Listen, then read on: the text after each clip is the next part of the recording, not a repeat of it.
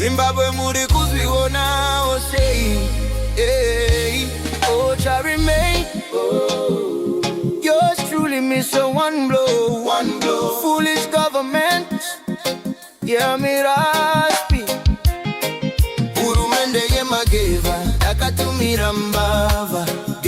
Urumende yemageva, tiri kutongwa netoti. Yemesonuri geva, takatumira mbava, geva. Matoti, urumende yembava, tiri kutongwa negeva mbava. Toti, takatumira. From bad to worse, tishiva kuna baba bona. Unogona wona. Ichi chakandijamba pa Independence Day, but ndasangana nacho ndikangoti since tichiri mumweya wekucelebrate 46 years dzekudhanyirirwa 46 years dzekutongwa zvizere 46 years dzekutambura 46 years dzekushungurudzwa. Ndangoti rega nduye nacho paruzhinji pajekerere, pamwe kune vamwe vakaitawo seni chakavajambawo futi.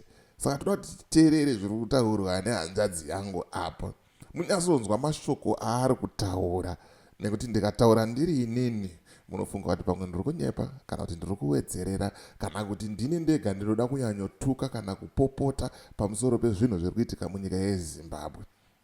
Ndikatimbonzwa vamwe vachitaurawo maonero avo, mafungiro avo. Zarango ndinonzi DJ Holly. The name of the platform is Point 5 Creative Studios. If it's your first time here, please hit the subscribe button and the notification bell so that you don't miss out on any exciting content uploaded. Kana wanga wagara uri mugaro wepanapa ndodango kutenda nekuita sei nekurumidza kubhadhara rende. Thank you very much for supporting Point 5 Creative Studios. Right, ndisandapinda munyaya yangu zvizere ndikuti kana une bhizimusi raunaro rauda kushambadzirwa, ndibate, namba dzangu ndodziri pascreen apo. Kana une nyaya yaunayo yauda kuti ndifambire, ndibate futi pasame number ipapo. Tinodzifambira nyaya dzacho tisingatye, tisingavhunduke, tisingakwate ani nani zvake. Naika right, sekuru chigo chamazizi vari kutaura kuti dare rako ndinaro ende ndinokwanisa kuribata at any time kubva musi weMonday kusvika musi weSunday vanenge vakavhura matare. Bata namba dziri pascreen idzo, wotaura nasekuru chigo chamazizi, wonopinda mudare rako. Ndiri kunzwa mafeedback evanhu vari kubatsirwa nasekuru chigo chamazizi, zvinhu zvinonwisa mvura, zvinhu zvinofadza, zvinhu zvinodakadza. Saka usatambure kana sekuru chigo chamazizi varipo handitika. Right, rega tipinde munyaya yedu tinzoti zviri kufamba sei apo. Morning, my fellow Zimbabweans. Happy Independence Day. But inini semuZimbabwean ndoda kumbovunza kuti iweneni, as we celebrate 42 years of independence, what have you achieved in your own country besides you building your own house? Most of you and I, the only thing chatinoti tine achievement is ndakavaka imba yangu as Zimbabwean people. This is the only thing that you say, ndichasira vana vangu imba. Unfortunately, this is how naive and stupidity has entered the Zimbabwean people's community. I will come and tell you of your stupidity because MaZimbabweans are mudi kuterera. And the MaZimbabweans, you are the most idiots of all. Idiots of all. Number one, you celebrate independence and you are letting them Nyasarand kutakutongei. That's number one. Number two, Murugu celebrate 42 years of independence. Your hospitals do not have anything to talk about. Hapana kana hospital yakambovakwa muZimbabwe. Dai kuri kunzi mari dziri kushandiswa naWinky naUchivhayo achitora mapostori achiti mapostori anorova propaganda vachinyora kuti we want constitution number 3. If they were to use that money very wisely, we were going to be a better country. Zimbabwe has become the worst country in the region. When we talk about worst and good countries, a decent life for the most vulnerable people. There is no water, taps. Even muri kugara kuBorodale, there is no water running in the taps. You have to do zvimaboho. There is no electricity. Sanitation chayo, masewage. Anoramba akabhovoka muHarare, capital city. Haina masewage. 42 years of independence. We are still there. Not even 42. Are you not celebrating 46 years of independence? Because Ndakashakwa 2 days before independence. So if I'm turning 48, it means Zimbabwe is celebrating 46 years of independence. And all you Zimbabwean idiots, murukusquerera muchiti happy independence. What's there for you to celebrate? As a Zimbabwean, what are you standing up and celebrating? We have MaZimbabwean and a degree. You send your children, your forefathers sent you to, your forefathers and your fathers sent you to school so that motaura chirungu. You think kutaura English is an achievement, you idiots. You think kuti kubuda muchinoita ma lowest job in other people's countries is an achievement, you idiots. Muchikona kuchinja nyika yenyu. Iko zvino constitution iri kuuya.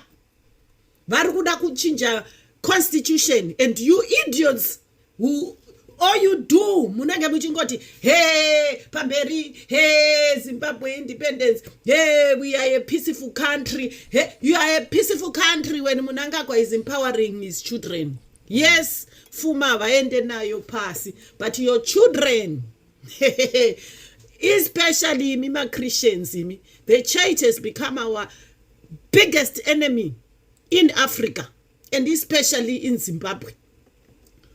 Ukaenda kudenga ikoko mwaraka nokuti wake up and continue what you were doing. Uchaita say, what are you going to do? You don't know whatever your God's plan is for you when you die.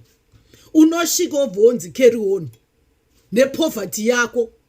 Running from one country to another. Aya, vaiuya kuEngland makore aperawo taifunga kuti kuEngland kunorohwa huchi, taifunga kuti kuEngland kune rugare. Heyo takangosvika tikaona kuti inga maZimbabwe ni imbwa dzevanhu. Murimbwa muchikona kugadzirisa nyika yedu kuti zvinhu zvedu zvive right.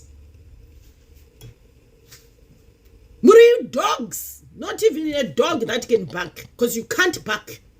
You're little puppies. As you celebrate your 46th of independence, try to grow. Try to think as a nation.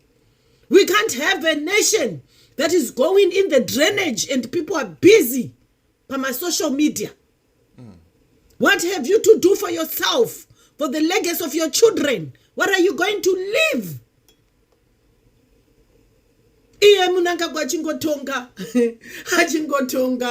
kana riga my elections ouyo kuudzai pamberi pevaimi makafunda. I remember the last time he was in Vic Force telling the learned, you idiots, you call yourselves the learned in Zimbabwe, kuti isu takariga my elections, and you were busy laughing. Munoseka chichinotsetsa ipapo. He comes and he tells you kuti I am a Zambian. Even Zambians put me here as a leader to rule Zimbabwe. Ngoseka, chichinotsetsa. As you celebrate independence, reflect on your stupidity and stop being stupid as a nation. Right, yeah. Anonzi mashoko makukutu nezvira maichisamba. Baba asinganzwe ameno ndezvake izvozvo. Asingaone ameno zvazvake zvakagadzirwa nekwaari kuenda ikokoko. Pananzi problem hombe machechi, makereke, kwamakandiwa vanenge vachiti hanzi mukuru akagadzwa naMwari. Kumapostori anenge achiti mukuru wemazuva. KuFM vanenge vachiti takapiwa mari yemusangano. KuZCC vanenge vachiti takapiwa mari. Hapasisina, machechi angozara huori. The church is corrupt. Ndogara ndichitaura kuti 99.9% yemachurches in Zimbabwe, they are all corrupt and they are fake prophets. Only 0.1% ndopanoona uchiparidzwa Jesu zvemashua kune vaprofita vechokwadi. But the rest I would say that DJ Holy Murano is fake and I can prove it. Chinorwadza, zvinopisa tsitsi. Problem yataita ndisu tinotera zvinhu zvakadhakwa zviri kutaurwa nehanzvadzi yangu panapa izvi. Ndisu tinosapota pamberi nei. Pasine mhandu ndiani. Munhu ari kuba maresources enyika nemunhu ari kuda kuti pasabiwe maresources anganzi mhandu ndiani. Zvimwe zvacho zvinoda kuti timbokumbira kana kuombera kana kubika doro kana kutsanya ameno kuti tingaita sei kuti zvinhu zvidzokerane, vanhu vasvinure, vanhu vamuke. Ndine vhidhiyo randiri kuuya naro futi riri kutaura kuti problem yataita munyika yeZimbabwe is not just the corrupt leaders but followers. Isusu tiri kutera, we are the most fucked up people. Ameno kuti brain dzedu tinofunga sei, or how do we think, or how do we process, zvakadhakwa last number. Ekeza ndibai. Zvosakara video rinotera. Make sure you hit the subscribe button and the notification bell so that you don't miss out on such beautiful, exciting content that I get to upload up a platform. And as for me, DJ Holly, and the rest of the crew behind the scenes, truth is bye for now. Let's meet in the next video.